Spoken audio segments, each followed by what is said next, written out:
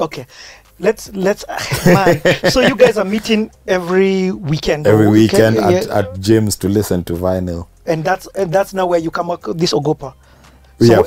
What happens after that? After that, we just started saying, okay, we need to work on an album, and we just link. I think we had one comp then, so like Fruity Loops.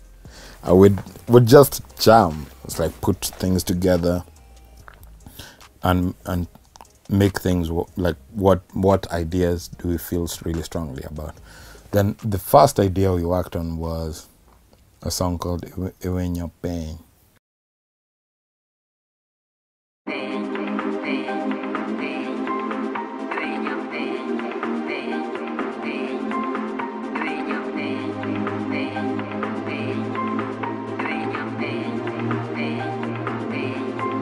When you're paying, when you're paying, when you're paying, when you're paying.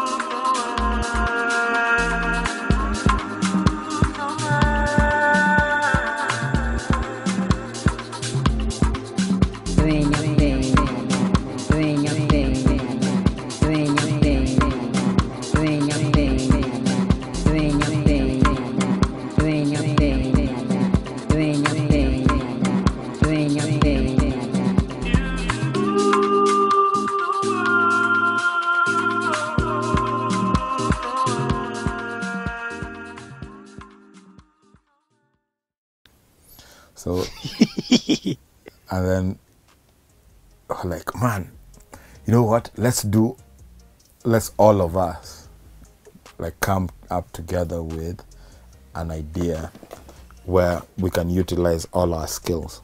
So Dan was doing animation, and we're like, okay, put that out.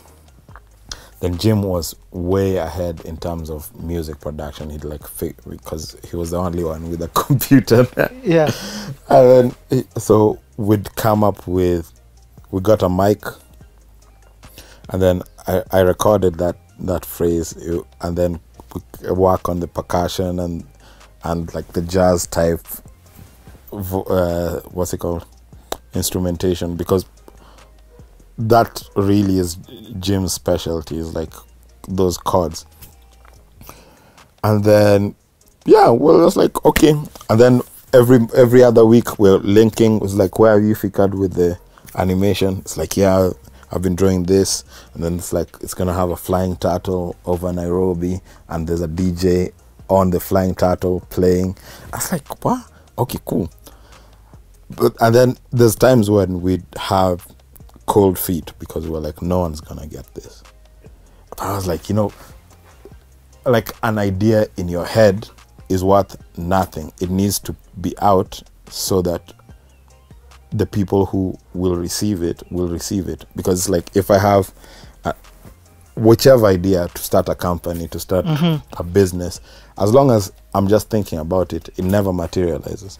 But when I actually start to put actionable steps and be like, oh, okay, I'm going to be selling clothes, can be from my car. But it's like, now we are talking. Yes, exactly. I was like, let's just put it out. So everyone has ideas. Exactly. Yeah. And it's not just your idea. Yeah. It's like, we can be thinking about the same thing. The first person out the door could have an advantage, not always. But sometimes the first person off the door creates the template for other people who are thinking about it. Or just shows them it can be done. It shows them that it can be done. So I guess that was where my head was at. Let's just do it. And then we did it and put it out. And I remember excitedly being like, okay, let's take this to media stations. So I took it to like a bunch of... So by put it out means you finished the audio. They finished the audio, finished the The animation. The animation. Like So we literally it was just our own kirende. Then I think Dan got a computer. I think there's a job we did, and we got paid enough for people to be able to get computers. So Dan got it and started working on it, and we finished it. And then when I got it, I was like, yes. Then we took it to a couple of stations, and I told them, man, the idea will not fly, bruh. Will So the not first song fly. was? You in your pain. That's the first song you guys ever recorded? Yeah. What? Then we okay, we were like, okay, they're not gonna accept it, then we'll put it out online. And there's a friend of mine who knew someone at Channel O, and they were like, let's take it to Channel O. And then, funny enough, Channel O, which used to be a place where we'd listen to a lot of music, they started playing it.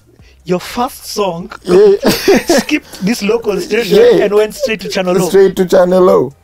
But they titled it just a band from Nigeria.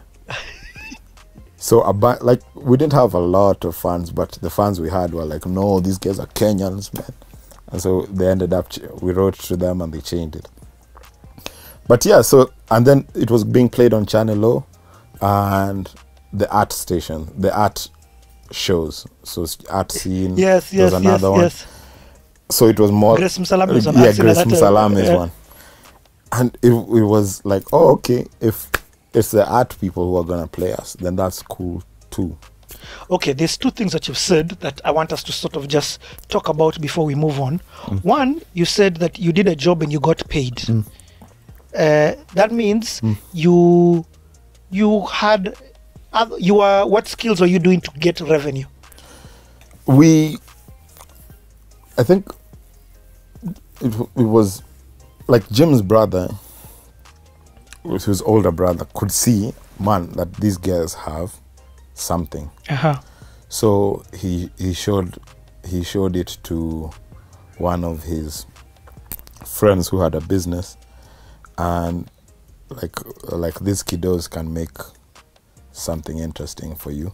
I think it was a simple ad idea, and then we got through the animation, the music, and everything. Yeah, the creativity. Yeah, I don't even remember what it was, but all I know is that you got paid for that. Like that was how we was able to get a comp, because now I could actually start learning how to make music. Wow. And it was in my house, so it's like I'm not having to go to someone's house to create music. So I'd spend all my time on the comp, just putting things together on Fruity Loops.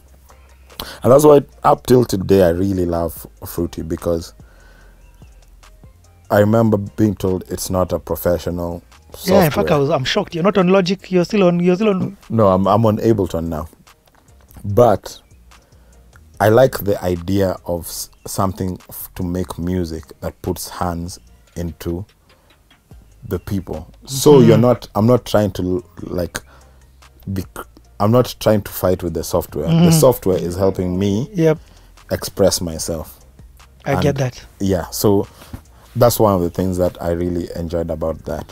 And yeah, so okay, second question that I had you say. You said that our fans wrote to Channel O and they changed. Meaning you had fans. How did you get these fans before even okay, let me just say this. First thing, Just a Band has cultic fans. Yeah. You guys have another obsessed kind of of people who followed you across the years. They may not have been hundreds of millions or millions, but the ones who are there, I'd rather have those than even millions. They were, you know what I mean? They were super loyal. Exactly, till today. And for me, I guess that's what always drives me. It's like I don't want to be liked by everyone. Like, I want the people who have supported me and the people who, if they were played for the music and they get into it, because these people, the fans have made sure that I've never played an empty show in Nairobi. We've never cossared to sell albums or consumers for a project. It doesn't need to be everyone. It just needs to be like, these are our people and we keep feeding them. And it's like, even them, they're like, okay, we'll support you because we know at the heart of this, you want to do quality stuff. And once the fans figure that out, I feel like they're always supportive, because sometimes if you end up, and it's either way, it's a blessing to have a very big fan base, but I want to have a loyal group of people who will be with you even as you change. Yes. They're like, if I'm changing, you obviously are changing. I was like, okay, 20. Okay, so what year do you know? Can you remember the year you released this first single? That must have been 2007. 2007 or 2006. Okay, continue with the story. In fact, let me bring a new aspect of this story.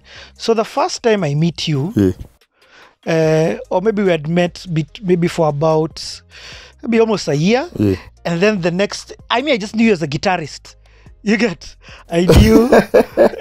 In fact, we went to Egypt together. That was my first trip ever outside of Kenya. No way. Yeah. The time when we went to Egypt? Yeah. Are you serious? It's my first time. Lord, you heard my cry and my call for help, and you answered me. Bana, we're here. We're just at the Jomo Kenyatta International Airport, and we're just getting ready to. Well, we're not boarding our flight in another 30 minutes or so, but there are a lot of excited people on this trip.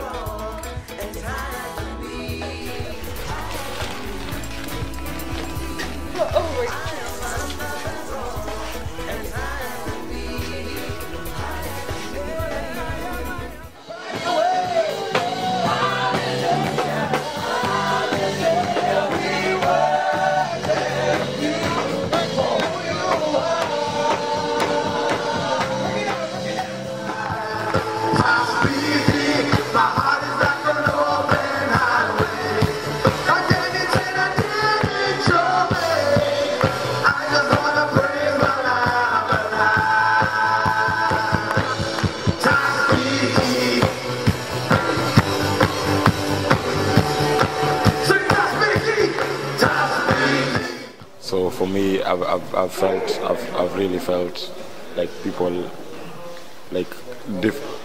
people in another place who love God and love people. It's quite cool. I think. So how did you so why I've tried to bring that in is because the aspect of you being in church. But the reason we went to Egypt is because you are one of the instrumentalists who are playing for this tour that we're exactly. And I remember I was a substitute guitarist for someone. I don't remember who. Levy, who's a really good friend of mine. In fact, Levy has some credit on your album. Yeah, the first Just a Band album. Okay, so how did you explain to me this? So I used to play at Mavuno because I'm good friends with Andrew Ngatia. That's one of my really long-term friends, and Levy. So we were a unit. And one of the things that I really respect and love about church and church music is that it gives you a platform to hone your craft. So if I didn't even see myself as a performer then, I was more like, man, just teach me those extra things, bruh. Just teach me those extra things. Yeah. It was like, so I'm jamming with these really good musicians. And then we are like, oh, okay, so my skill is just growing. And every Sunday we'll be playing, and Kanji would be there doing his thing, and I'd be watching him Kanji is also one of the best performers I know, and also as a vocalist.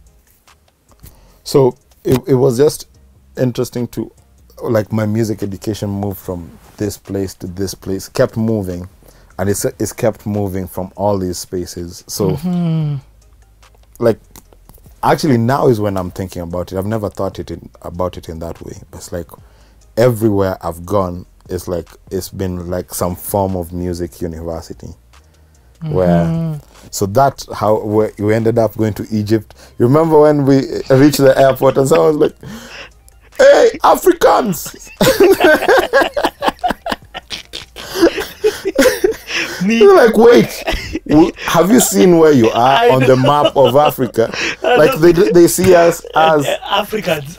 They are Africans. It was like, so, and that's the first thing that hit us at the airport. Yeah, I think aside me, I was kept in because of my passport. And you and Joe. Yeah, Joera. Oh, that's also where you met Joera. Yeah, Joera I met him from Mavuno. Oh, that's so cool to know, because I mean, he's an instrumentalist and he's been an instrumental of yours from that time.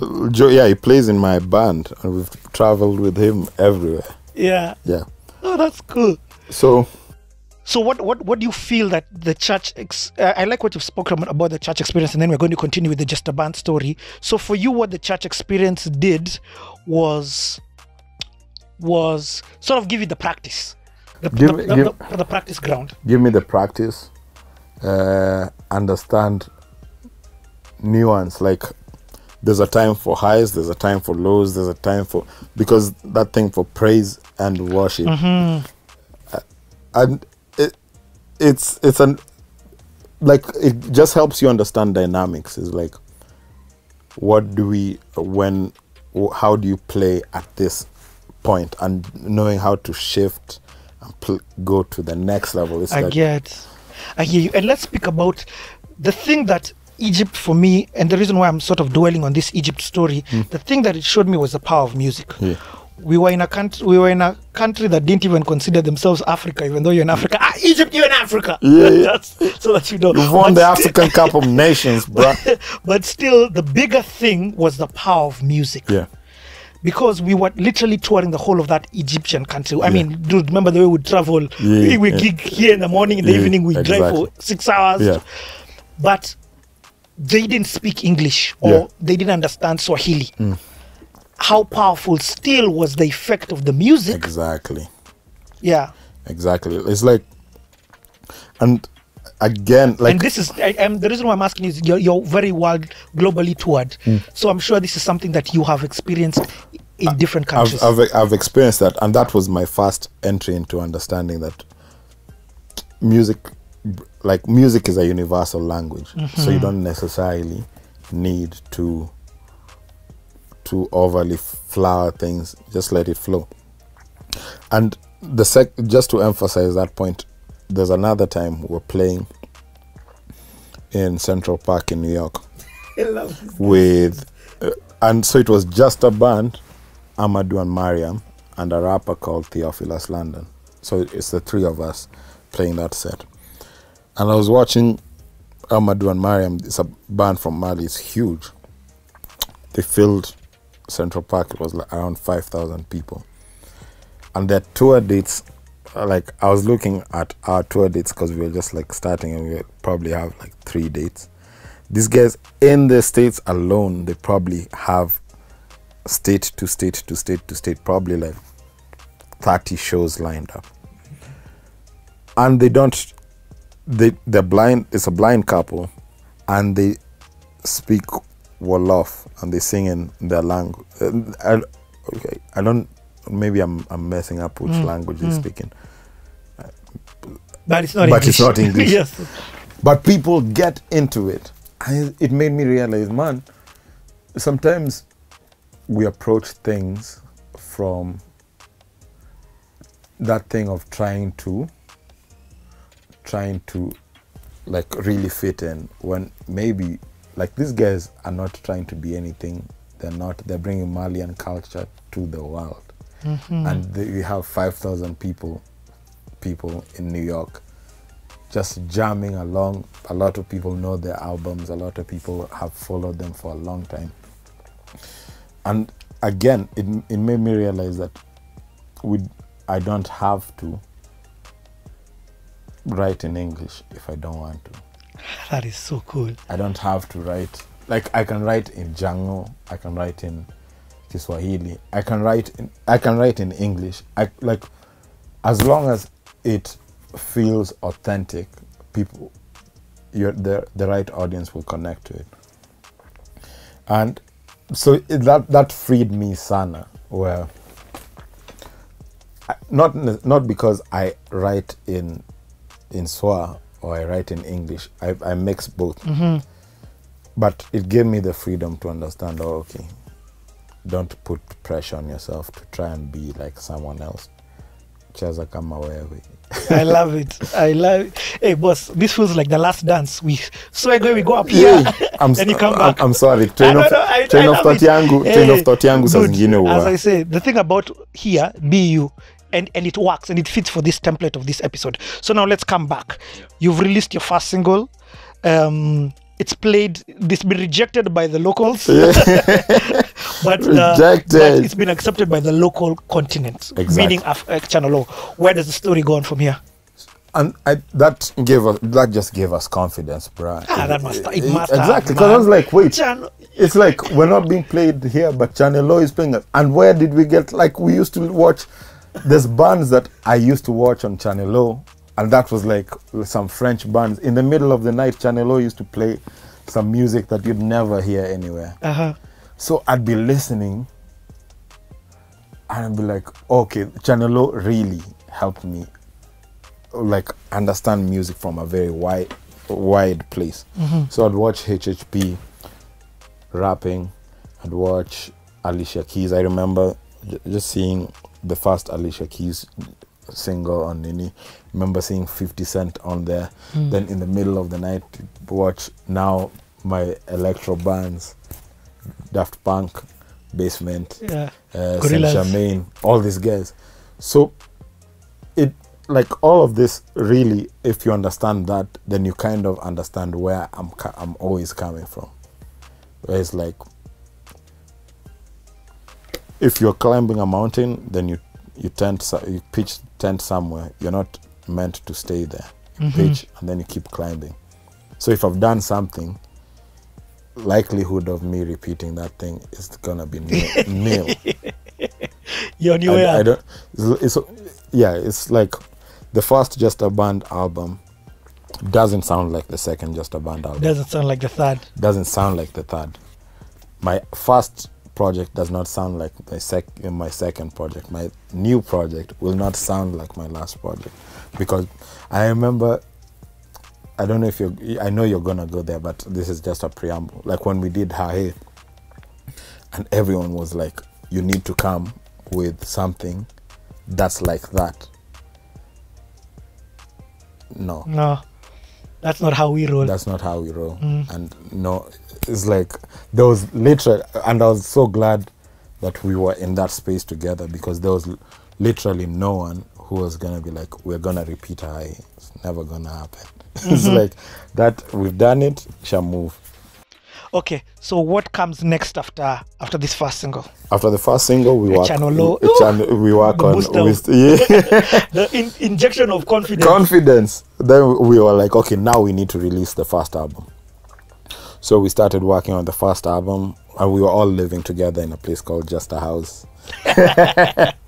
So it's like, it made it easier, because I'd make something, then take it to someone else's room, and they add ideas to it. Then, like, everyone's just chipping in, and we're like, and we're all listening to all these different songs from all the different parts of the world. And so that's how the first album came together, were living. So you didn't drop another single after the first one? No, we did some songs for other artists. So Manjeru.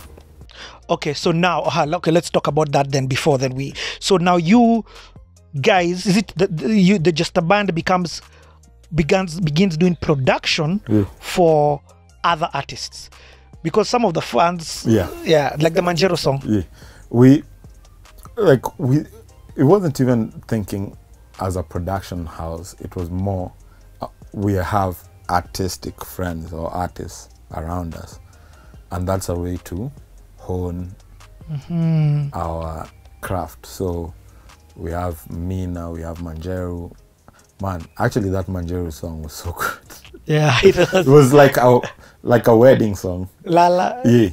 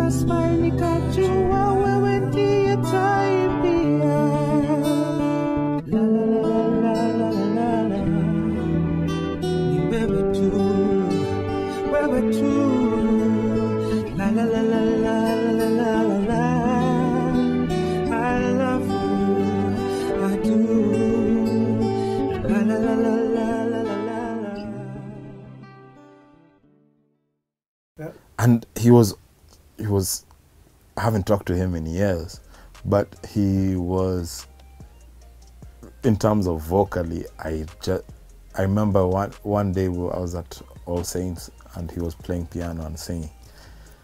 I was like, this guy is so great. So I became friends with him. And I'm always like that. It's like when I feel, particularly musically, that this is someone that I can riff with. Like my instinct is I need to become friends with them, so that we can just jam. We jam, and we don't even have to jam. We just exchange ideas. So that's how we ended up being friends with him. And then he played that song. I was like, no, put this, we'll record it, and then we recorded it. And that was the first. Okay, what I'm trying to just understand is this is the first song you recorded for somebody else. Exactly. It wasn't on the album. It wasn't on Scratch to Reveal. It was not on Scratch to Reveal. Okay, so is there any other artists that you worked with who didn't have material on Scratch to Reveal? Man, those some rappers, but it feels like a generation ago. I don't remember. Okay, no problem. Okay, so Scratch to Reveal, you then begin. Do you release any other single before the album? I did something with Wakamba Willie and Lezo Gumbo. What? Yeah. Like I produced, that's one of the first songs I produced. In fact, my friend who works on all my design stuff, the other day was like, hey, man, there's this song from back in the day by Wakamba Willie and Liz. That song is so good. Then I told him, I produced that song. They were like, toka hapa unadanganya. I was like, yeah, I did. Then like, he played it for me. Then I told him, listen to that song, then listen to Hey, because that's where I was at that space.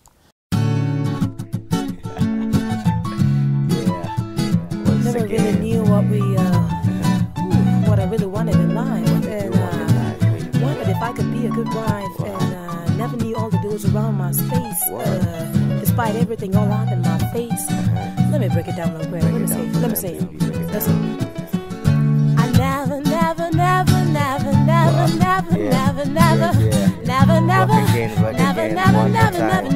knew what I wanted in life. I never wanted in life. Yeah. I never knew what I wanted in life. I never knew. I never knew what I wanted in life. This is the new news, New Testament that you never knew. Yeah, Lee's in the house. Yeah, this is the new news, New Testament that you never knew. Agano in the house. Yeah, this is the new news, New Testament that you never knew. La bala ndani ya nyumba. Yeah, this is the new news, New Testament that you never knew. That you never knew. Yeah. Never knew he was digging mine like an old school record. And even though around him, I would never get bored. So it's like he played both of them back to back. Then it's like, okay, maybe you made this song. I'm like, there's no maybe here, bro. I made it. I don't have a copy of it, and I literally did not know. I just knew how to piece a bunch of things together. So it was more like my entry into becoming a producer. Now, at Just a House, you had the full setup. What I mean, you had the computer, you had the microphone. Yes. You're not going to... Okay, so let's talk about then the first Just a Band album that just came into this country to just mess us up. Everything about that thing. The album cover, the songs, just... So, like, for us, all of it was so normal. Like, I saw that cover, I was like, Jim made that cover. I was like, of course. It's like the one with the hand. Yeah. I think there was a friend of ours who used to come to the house, and Jim shot the photo of him doing that with the hand, and then in his edits he added the cables and things. As I saw it, I was like, yes, this is it. I remember the puppet video for him. Dan. Yeah, Dan. Yes. Was like, let's make a video with puppets. And so Dan literally handmade that puppet. And do you know, this thing, when I think about it now, it's mind-blowing. Internally, you guys were a video suit, you were a production house, you were the musicians, you were a one-stop shop.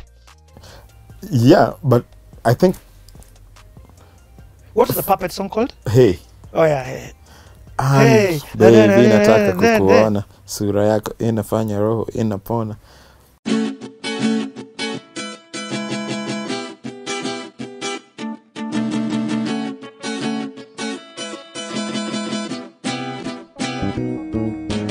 Hey, baby, nataka kukuona, sura yako inafanya roho inapona. Hey, kweli wewe ni malaika, hao wengine nawaita kadhalika.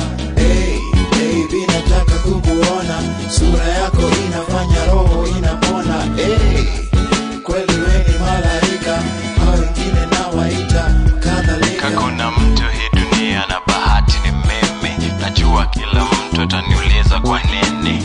Manzi yangu bomba hata mesi ya mimi. Staki Ruth, staki Ray, staki pia kanini. Kushikwa nimeshikwa nikae kwa mfuko. Hakuna pickpocket atanitoa huko. Ni mimi na yeye na mimi. Tuko pamoja kama mdomo kulimi. Amekuwa na mimi nikikaranga chumvi. Atakuwa na mimi nikianza kunona. Sijamuona leo lakini story ni hii.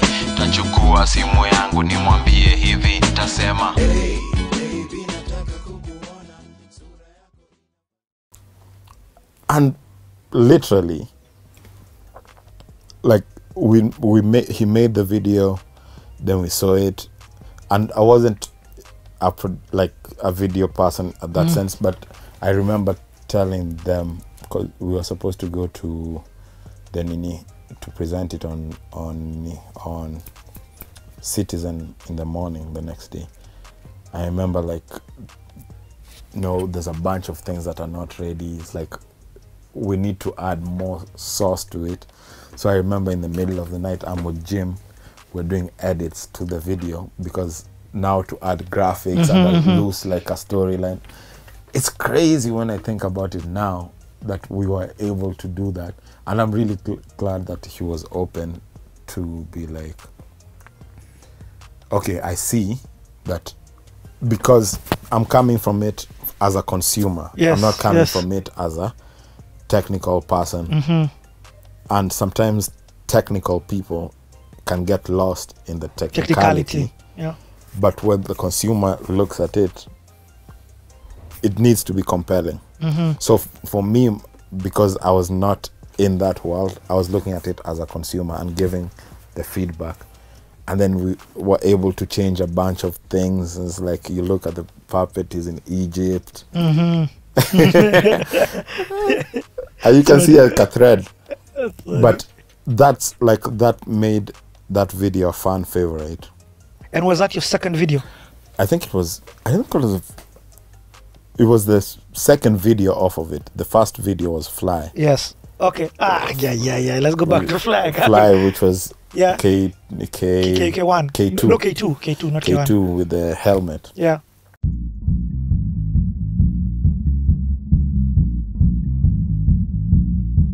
I will fly away, and you're gonna see me no more.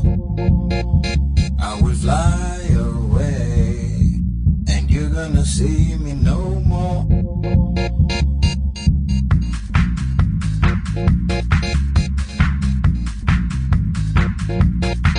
I will fly away, and you're gonna see me no more. I will fly away, and you're gonna see me no more. I'm going to a place where everybody's funky. There's music all the time and everyone is smiling. I'm tired of paying rent and always spending money. I sit on the piano and play something spacey with my new friends. We will rock the sky and we won't pretend everything's alright.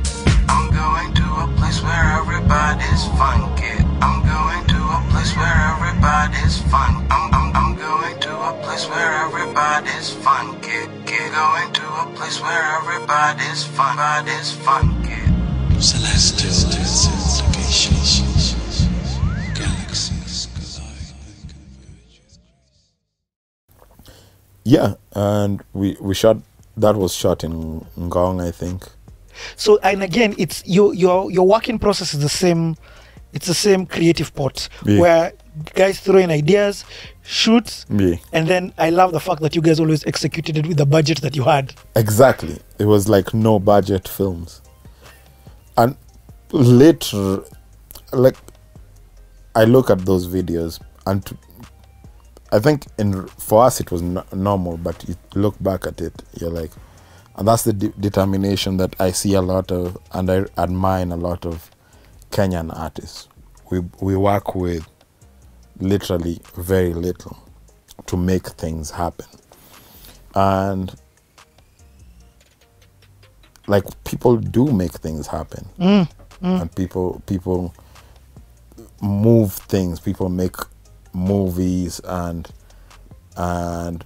music videos and documentaries with just that the shoestring budget and ingenuity, which is a big mark of how we are as a people. It's like we are survivors in that sense. It's like we, in the middle of Corona, when money is not flowing, someone will figure out how to make things work, even if the odds are stacked against you. Yep. And also it fuels our creativity. Yeah. So it fuels the mind to think, how do I still achieve this even though I don't have the budget for lights? Exactly. So 7 cameras. You look at someone like Flacco, and I really like where he's at. Yep.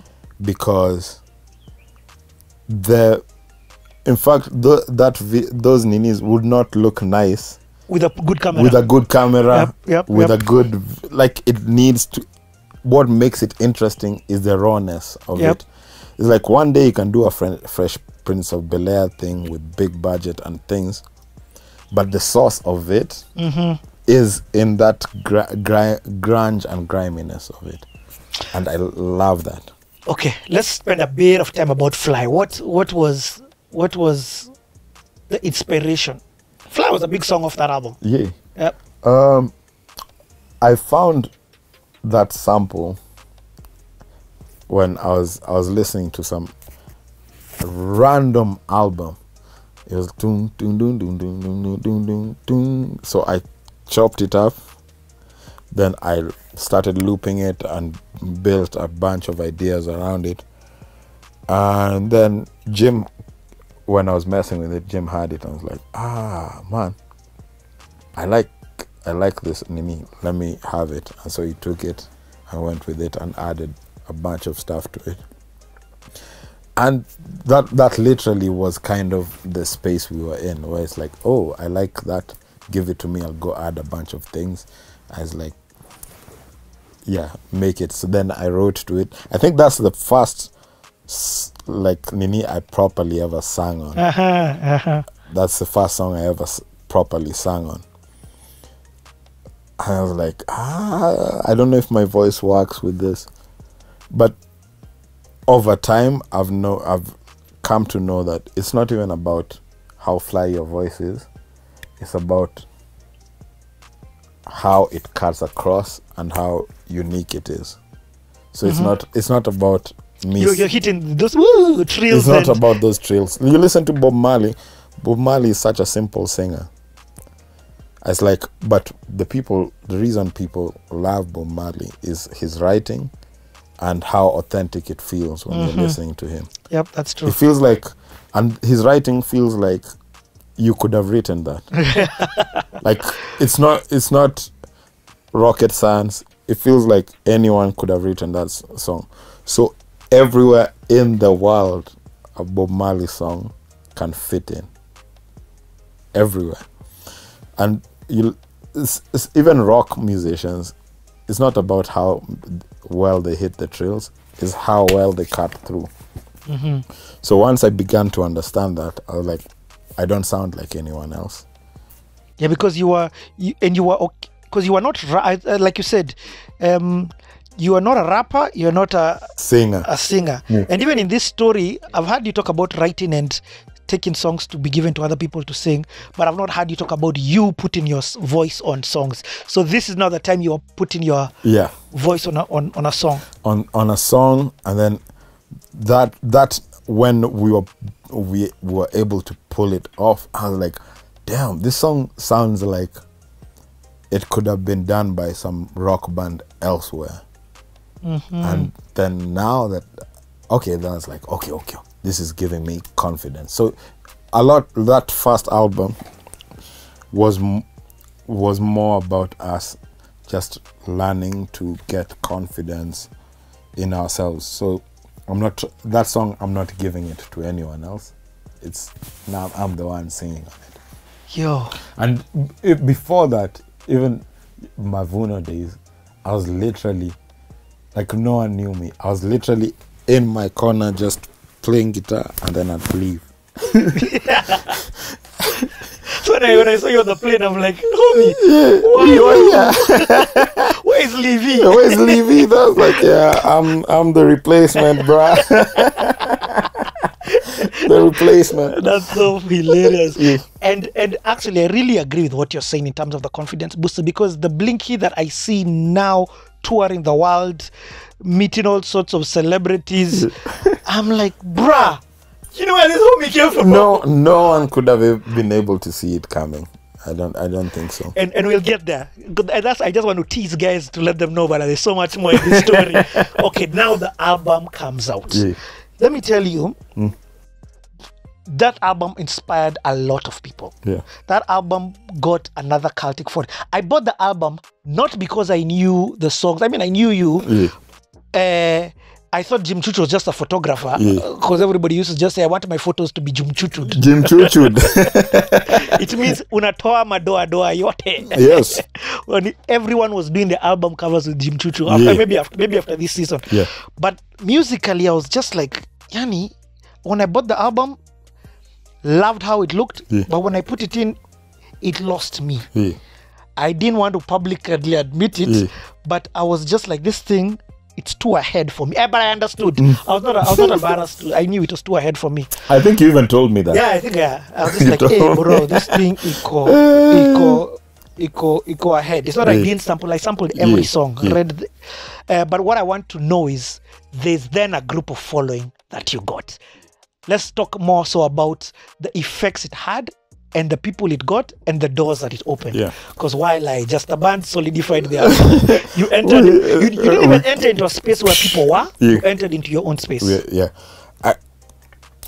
I remember when the first Nini, and we didn't have money to print the project, so I went to my mom, borrowed some money. Jim went to his mom, borrowed some tunes, dancing, and then we put it together to print the album. So it's like we went to Tao, I think it was River Road somewhere, and Jim saw the white covers. It's like, maybe we can, instead of doing a kawaida CD, we can do the cover in this white print. I was like, of course. I think the cover, the CD cover, which looked like a DVD, but white one. And so it was again all in-house. We went, got 100 of those. We printed the covers in Tao, came back. Chonga had now started fitting them in to the CD, and then we banned the Ninis. We banned the CDs, put them in, and then I think it was when the album came out. Mbithi, who I'd met him before, but we knew each other in Nini Kiasi. And he was like, and I'd played him When You're Paying, because that came before the album. He was like, bro, I want to be a part of this in whichever way I can be. So we were like, okay, we're gonna need to sell this thing, so we'll give a couple of friends CDs to sell. So our friends were selling the CDs from their cars. We're like, have you listened to this band called Just a Band? Like the Bueka. I remember I'd come to Mavuno, and I had some CDs, and I think I'm not the best salesman, so I'd Nini like very shyly that we made this project, me and my friends. Do you want to buy? And I remember selling it to Angie Gashui, and she bought it. I was like, wait, this is yours. Then it's just that within a week we'd sold out. So we had to print again. Let me shock you. I used to be at the CD desk at Mavuno. That was part of also what I was doing. I helped them distribute music. Yes, I used to be the one at the CD desk. So I remember coming to you and saying, dude, just give me like 10 of them. I'll give you the cash after guys buy. I think it was just half a service. Gone. I'm like, I need more. He's like, no, bro, I only had 10. Or something like that. Man, like, I'd forgotten that completely. I literally had forgotten that. Guys would come and tell me, here's the money I'm giving you in advance, which was not before. People never used to do that before. I'm giving you in advance. Get that Just a Band CD. Don't even put it on the desk. Me, I've already given you mine. I'm like, I don't know when I'm going to get them. They told me they don't have copies. They don't have copies. So I'm walking around with the money, waiting for these guys to give me copies. That's how that thing was. That's how the buzz of you guys was. I'm literally trying to think of how that could work now, and that just makes it even okay. Now I'm seeing, because for us it was like we're living, just trying to make things work, trying to make ends meet, trying to make things happen on a shoestring budget, and then we have, and that is what now started driving us. We're like, okay, people are consuming it, people are buying it. Then we did a show. We did a show. I think it was a Kwani event, and that's the first time we ever played live. And none of us had like proper. I think I had the most experience playing live, and I remember we had like a bunch of friends who were with us. We're like, we're gonna come. It's the first Just a Band concert. We're coming. So I remember expecting not more than 50 people. Then we show up. It was a club in West End. I've forgotten the name. And the room is packed. Like, all of us were in the bathrooms puking because we were like none of us. We thought it was gonna be like family and friends, so it makes it easier. Then you come out and you see the room is packed with people. Like none of us was ready. We had the big laptops that we used to make ninis, so we brought them on stage. And I remember, I think I was performing a song called Twendekazi. No jokes. And in the middle of it, I forgot the lyrics. I'm like, oh my God, in the middle of the song. And like everyone was bursting, laughing. But that was the first time we ever performed as a group. And that audience was so gracious because I don't feel like it was a good performance, but it was the first time we were presenting ourselves to the public. And the guys didn't care that we didn't, like, people were flabbing their lines or people didn't know it. Like, we were not a cohesive unit. It was more like, we're just happy to see these guys play. And that, for me, has been the characteristic of your fans till today. Yeah. Till today. Because we'll talk about the second project, 82. Yeah. And it was, I mean, remember the album launch was madness. It was, yeah. Like, yeah. At Gote. So now you put product out. People know you. You're gathering a fan base. Yeah. Again, even your performance, you're hearing what you're saying. I had computers on stage. Like, you guys, even your performance was already very different. Yeah. Again, it's that same creative pot that you're from. Okay, where does the story go from here now? Album is out. You've got your debut album out. Like, we seen, okay, now we are convinced that, oh, okay, this thing can actually work. So we start working on 82.